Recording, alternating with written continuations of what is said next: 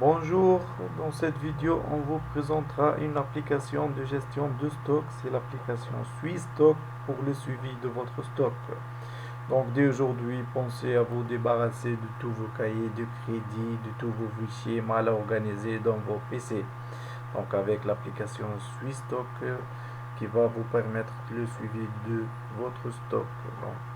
Comme vous voyez, dans une première étape, il faut s'identifier avec un login et mot de passe pour accéder à la plateforme. Donc, SuiStock permet la gestion des produits, la gestion des fournisseurs, des clients, des entrées dans le stock, des sorties du stock, permet aussi de générer un journal associé au mouvement dans le stock. La liste des factures d'achat aussi permet de gérer la facturation de vente, comme donc la gestion des utilisateurs.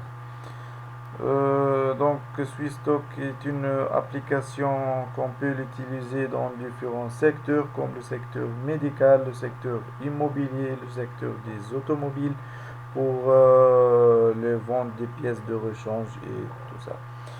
Donc c'est une plateforme pratique, facile à utiliser. Donc on va simuler un exemple dans cette vidéo qui vous permettra de comprendre l'utilisation de SuiStock. Donc dans un premier lieu, donc voilà, pour la gestion des familles, on peut créer la liste des familles comme mécanique, électrique, informatique et on peut ajouter d'autres familles. Pour la gestion des fournisseurs, donc comme vous voyez ici, pour chaque fournisseur, il faut saisir la raison sociale, le sigle, la matricule fiscale, le registre commercial, son téléphone, l'adresse, le mail, le site web aussi, donc pour chaque fournisseur. Voilà, ici on a deux exemples, fournisseur 1, fournisseur 2. On peut éditer un fournisseur pour changer par exemple son téléphone. Voilà, donc il a changé de téléphone. Ensuite, on sauvegarde. Comme je vous ai dit, c'est une simulation en fait générique et on peut l'adapter à vos besoins. Voilà.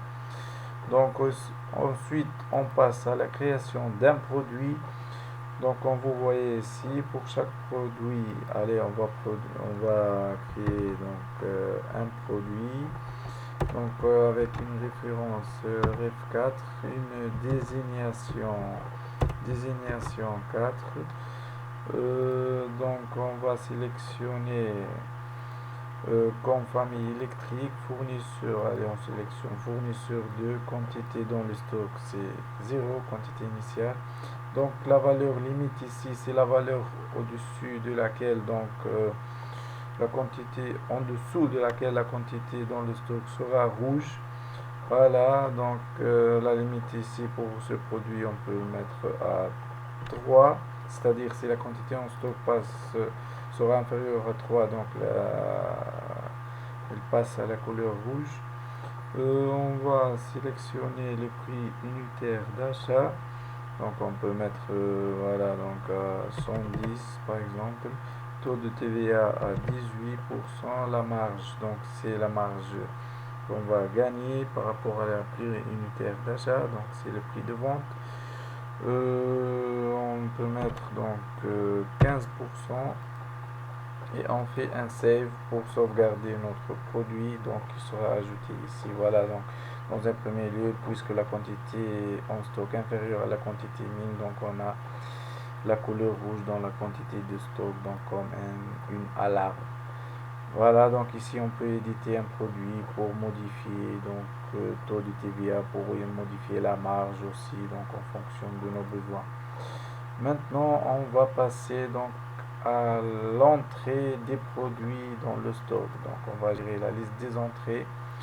Donc, pour cela, le client, pour chaque client, pareil, il faut taper son réseau social, son sigle, sa matricule fiscale, son registre commercial, son téléphone, son adresse, son mail, son site web.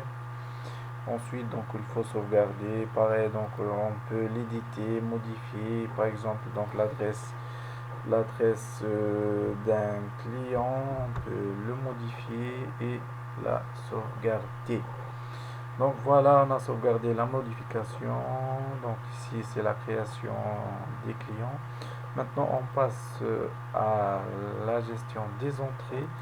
Donc, si on sélectionne un fournisseur, on tape le numéro de facture d'entrée. Voilà, donc si on choisit ça, donc ce sont des exemples au hasard. Saisir produit.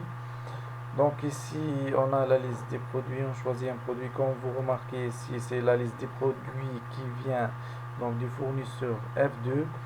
Donc ici, par exemple, ici pour référence 2, on a 10 produits en entrée, on fait un ajout. Donc on peut ajouter d'autres produits. Donc par exemple, on a 5 de REF 3, on fait un ajout. Donc comme vous remarquez ici, donc on a le prix unitaire d'achat, donc le total, le montant total aussi. On fait une validation pour sauvegarder. On peut visualiser la facture d'achat ici dans la liste donc, des factures d'achat. Voilà donc la facture 786 qu'on vient de créer avec notre montant. Donc on peut afficher la facture. On peut aussi donc gérer le paiement de cette facture. Voilà donc ça concernant les entrées en stock. Maintenant pour les sorties en stock. Donc voilà, pour les sorties, il faut tout d'abord donc configurer la liste de notre client. Ensuite, on sélectionne la sortie.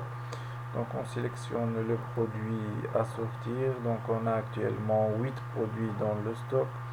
Donc si on met par exemple 5 produits à sortir, on fait ajout. Donc on peut ajouter donc d'autres produits.